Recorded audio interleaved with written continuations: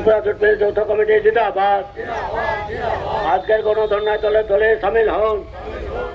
বকেয়া আর্থিক সুযোগ সুবিধা উচ্চ হারে পেনশনের দাবিতে আগরতলায় কেন্দ্রীয় পিএফ কমিশনারের কার্যালয়ের সামনে গণধর্না ও গণডেপুটেশন কর্মসূচি পালন করেন ত্রিপুরা জুট মিলের শ্রমিক ও পেনশনভোগীরা। দীর্ঘদিন ধরে প্রাপ্য অধিকার থেকে বঞ্চিত হওয়ায় ক্ষোভ প্রকাশ করে তারা অবিলম্বে সংকট সমাধানের জন্য কর্তৃপক্ষের কাছে স্মারকলিপি জমা দেন। দাবি পূরণ না হলে আগামী দিনে আরো বৃহত্তর আন্দোলনের হুঁশিয়ারি জানিয়েছেন আন্দোলনকারীরা। এখানে প্রায় ১৬37 জন প্রাপক আছে, তার মধ্যে এই পর্যন্ত ৯০%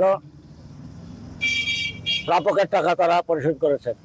কিন্তু সেখানে আমরা যেটা দেখছি যে একটা টাকা দেওয়ার ক্ষেত্রে সরকারি কতগুলি নিয়ম আছে, সেই নিয়মগুলি না মেনে তারা টাকা প্রদান করছেন।